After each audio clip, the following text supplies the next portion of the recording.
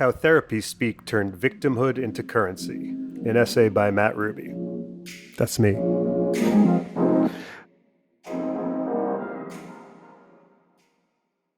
Fine, I'll play along. I'm sitting with discomfort and respecting boundaries and being present while naming the trauma of my lived experience. I'm processing my pain and examining the codependent relationships I've participated in due to my avoidant attachment style. I've been attempting to heal this trauma with a combination of mindfulness based stress reduction, cognitive behavioral therapy, meditation, and plant medicine. These tools have helped me avoid spiraling as a response to my disorders, which include anxiety, depression, and let's say a sprinkling of OCD. As I move forward in my healing journey, I know I need to do the work, be an active listener, hold space, and you know what? I can't anymore. Okay, look, sure, there's truth in all of that, but communicating like this offends me as a lover of words. It reeks of mindless therapy speak and how we keep repeating buzzwords until they're sapped of meaning. Don't get me wrong, it's good that we're finally talking about mental health openly. I get that it's been in the shadows too long and pain has been caused by all that hiding, silence, and repression. So I guess I should cheer on Prince Harry, Kevin Love, Simone Biles, and the other celebs shining a light on depression and other mental health issues. It encourages others to be open about their issues and lessens the stigma. That's great. And yet, there's something icky about it too. The more we turn our trauma into public revelations, the more it feels like we're turning victimhood into a form of currency. Plus, it often smells like yet another way predatory capitalism is fracking us. He's being open about his depression. Well, great. And now he's a paid spokesman for the online therapy company Talkspace. Ugh, gross. Once an athlete's mental health struggles become ammo for a Nike commercial, that vulnerability starts to feel like a ploy. It all feeds into a system where we pathologize, overtreat, and overmedicate people, and it minimizes the challenges faced by those who suffer in a truly depthful way. Now, my therapist tells me we're not supposed to compare people's pain, and I get that, but something feels off when we're lumping together PTSD with seasonal affective disorder. Oh, you're a war veteran who attempted suicide? I totally get it. I am really bummed out by winter. Something just feels off there. All this therapy speak feels like an attack on language. It dilutes words that once had impact. Let's get real. Hurt feelings aren't trauma. Conflict isn't abuse. Silence isn't violence. Words aren't weapons. Loving tidiness isn't OCD. Pointing out an argument's flaws isn't gaslighting. And mean tweets aren't death threats. Talking like this renders these words increasingly meaningless. Part of why we're obsessed with the language of hurt is because there are benefits to broadcasting one's pain, especially online. Go public with whatever you're struggling with, and you'll get likes, followers, and a stream of supportive comments. Make enough noise and you can get someone fired, or pimp your Patreon, or become a spokesperson for some new healthy talk better mind calm space app thingy. The dirty little secret about all these public revelations is they're often a manifestation of ego. Frequently, what's being conveyed? I'm special, and my anxiety, depression, suffering, trauma, whatever, it's wildly different than everyone else's. You just wouldn't understand. And voila, just like that, you're the center of the universe. It's an I, me, mine mentality where the ego gets to indulge itself. Look at me. While simultaneously playing the role of the victim. Also, feel bad for me. Now, forgive me for getting all Buddhist about it, but what if we're all suffering? What if we've all endured trauma of one sort or another? I mean, just being born is grounds for having PTSD. You're floating along in the birth canal, doing fine, chilling out, and then wham bam, welcome to the world. No wonder babies come out of the gate screaming and crying. What if we're all trying to heal? What if, despite my suffering, I'm just like everybody else? The horror. Have you noticed how much the word self comes up in wellness talk? Self-help, self-care, self-love. The unsaid message, I'm all about me and taking care of me. It's an approach that breeds narcissism and diminishes compassion, which inherently involves letting go of the spotlight and focusing on those around you. Plus, it lets you do pretty much anything and get away with it if you label it right. Here's a bit I've been doing on stage. It's about self-care. It's crazy how we talk about it online. People will just post something where they're like, what did I do yesterday? Well, I binge watched Netflix for 7 hours, then I took a 3-hour nap, then I ate a pint of Ben & Jerry's, so hashtag self-care Sunday. That's just a cry for help until the end. Everything about that sounded like a suicide note until you got to the hashtag. I mean, is this how we're going to declare rock bottom in the future with this kind of performative nonsense? We'll just be like, oh, what happened to me? I mixed horse tranquilizers with fentanyl, drove off the side of the road, and then my wife left me and I got fired from my job. So, hashtag Wellness Wednesday. We've just gotten so into self care, we've forgotten how to care for others. It's all keto cereal and meditation retreats while stepping over homeless people. I mean, you can self this and self that, but the solution frequently lies in the more challenging realm of what you do for others. We can hate on organized religion, but at least thinking about others is baked into most of them. It'd be nice to see more of that external focus in the wellness world. These days, we mostly don't have faith in religion or, for that matter, anything bigger than ourselves. Institutions can't be trusted, the mainstream media is fake news, history books are filled with lies, and science is up for grabs. The result is the elevation of the authentic individual and trust your gut, personal feelings. Maybe it's best seen in all this do your research. Everything is turning into an altar of you. And then there's a class status element to all this. It's rarely janitors, firefighters, meat packers, or people who've committed to a life of service talking about wellness like this. They've got to get to work. Every time someone mentions their Myers Briggs personality type, they're basically identifying themselves as someone who's got plenty of free time. I'm an INTJ, by the way. In fact, it feels like those who suffer the least seem to drone on about mental health the most. The conversation takes place mostly among wealthy, usually white, college educated people. An obsession with mental health? It's the new luxury item, a Prada bag for those who've renounced possessions but still want status.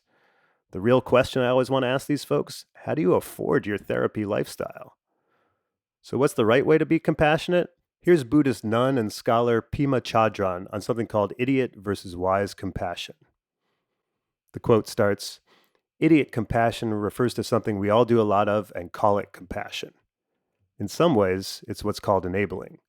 It's the general tendency to give people what they want because you can't bear to see them suffering. Basically, you're not giving them what they need. You're trying to get away from your feeling of, I can't bear to see them suffering. In other words, you're doing it for yourself. You're not really doing it for them. Again, that was Buddhist nun and scholar Pema Chodron. Wise compassion, that's a heavier lift that often requires deeper work. The idiot compassion that we keep offering, it's easier. But often it's just a short-term fix that doesn't actually make anyone's life better in the long run.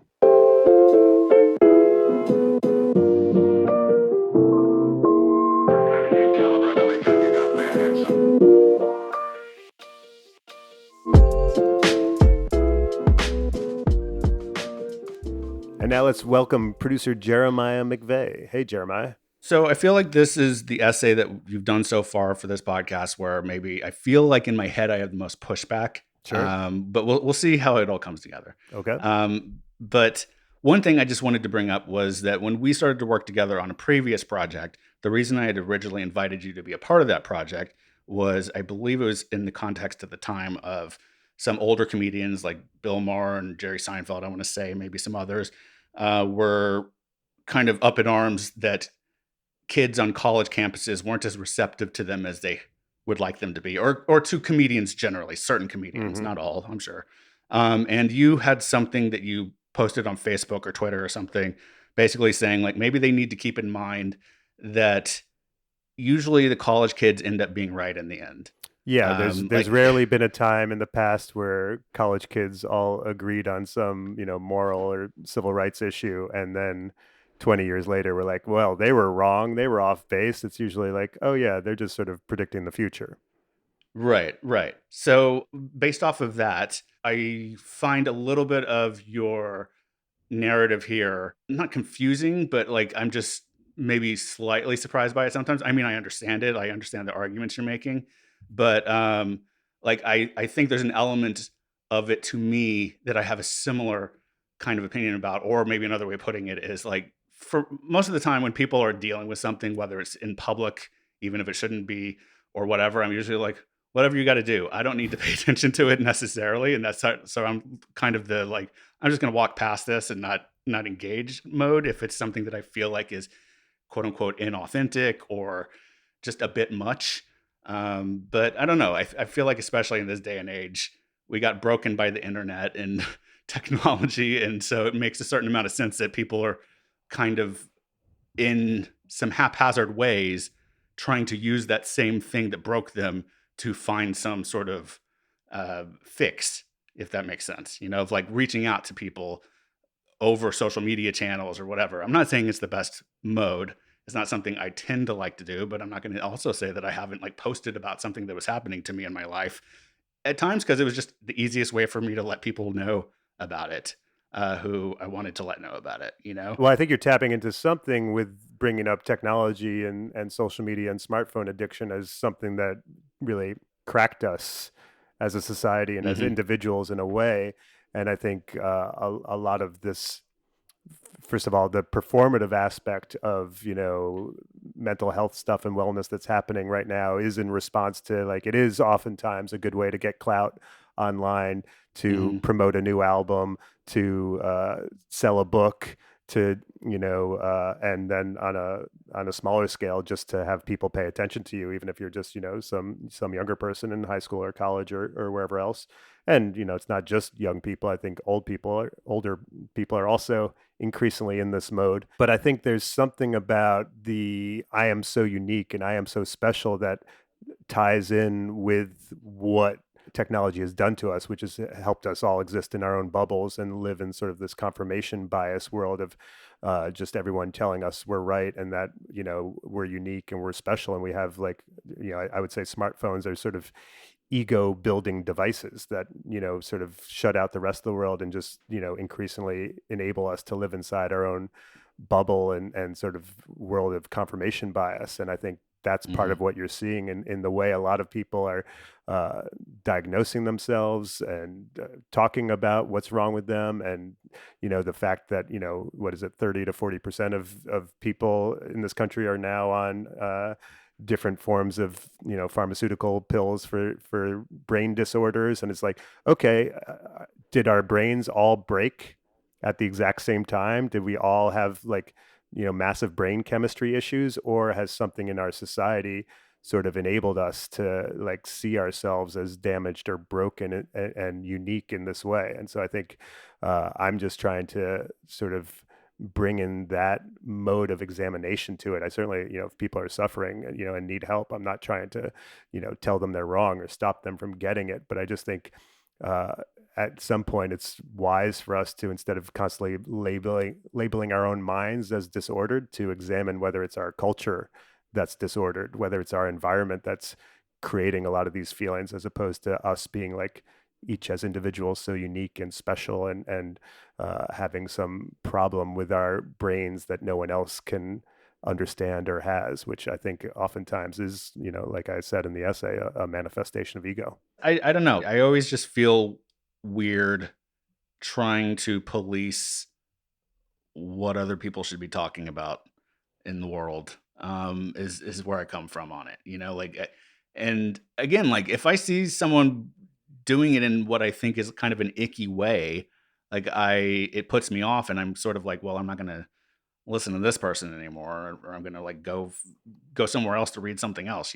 But Well, maybe I'm talking to the people yeah, reacting as a, yeah, yeah, everyone can say anything they want to say. I'm not saying it shouldn't be allowed, but, like, do we all have to respond? Do we all have to be like, "Oh my God, what you've sure, suffered so much. You are so special. You have a unique, yeah, path no, I that get no that, one and else has endured." Or can we be like, like, again, like what the Buddha says is we are all suffering.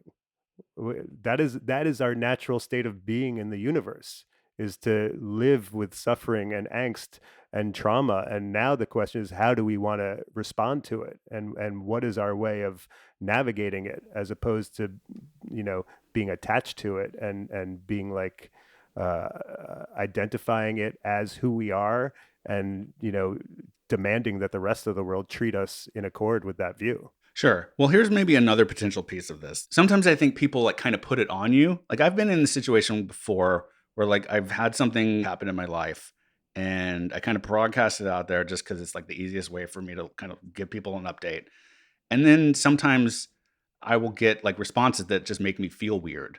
Like people are like or overreading into the situation in a way of like I'm like I wasn't even saying it was that bad, whatever I'm talking about. Yeah. And Like, this actually happened just yesterday or the day before. I'm working on a script and about people, cultures around the world that have been traumatized essentially and almost lost. And I said something about like, I just keep having to stop because it makes me so angry working on this. And I wasn't saying that of like, woe is me. I was just saying sort of like, it adds up like when you read about what has happened to different cultures over time. And I got so many people responding sort of like, um, oh, I'm so sorry you're going through that or something. I was like, that was not the point of what I was saying.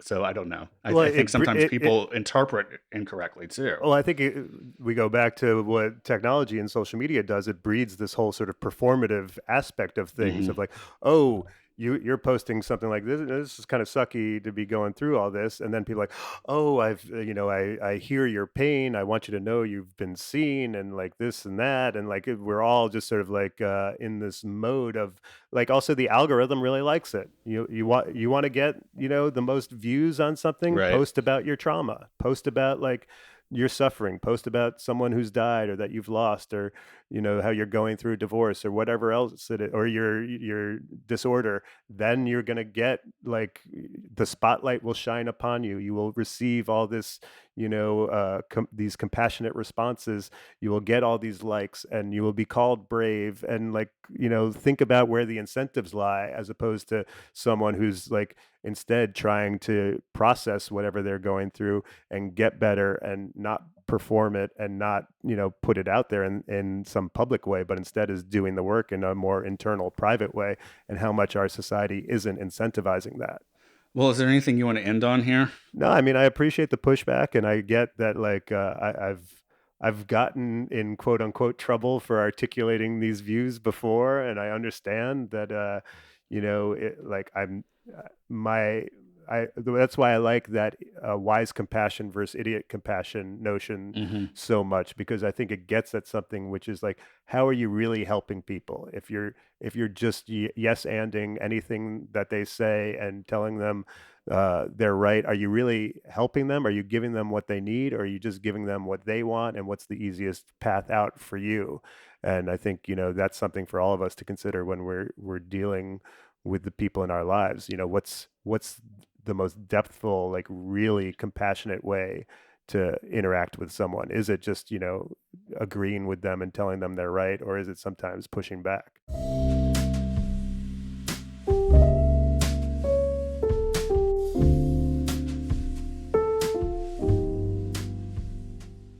And now for some quickies.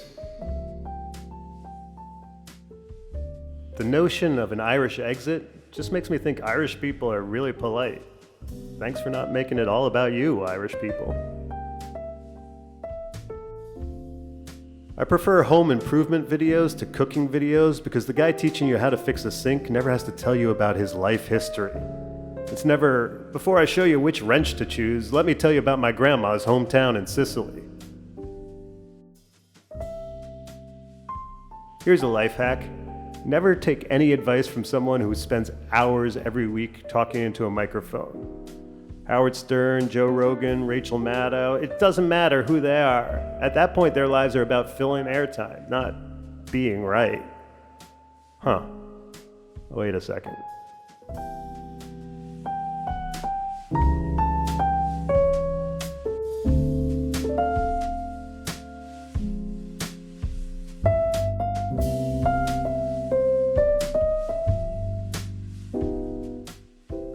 You can subscribe to or follow this show just about anywhere you listen to podcasts. If you have a moment, please rate and review the show on Apple Podcasts, Spotify, Good Pods, or anywhere else that allows you to do that. And when I say that, I mean like leave it a good review. I feel like that's obvious, but if you're just going to leave it a bad review, you don't have to. Anyway, it helps others find the show, which I really appreciate. If you want to reach out to me directly, you can email me at mattruby@hey.com. That's mattruby@hey.com. And if you like this podcast, you should subscribe to the Rubes Letter, where what you just heard first appeared. You can find that at mattrubycomedy.com/subscribe. And while you're at mattrubycomedy.com, you can also find links to my Instagram, Twitter, YouTube, and TikTok, where I post clips of my stand-up and other stuff too. Thanks so much for listening. I appreciate it.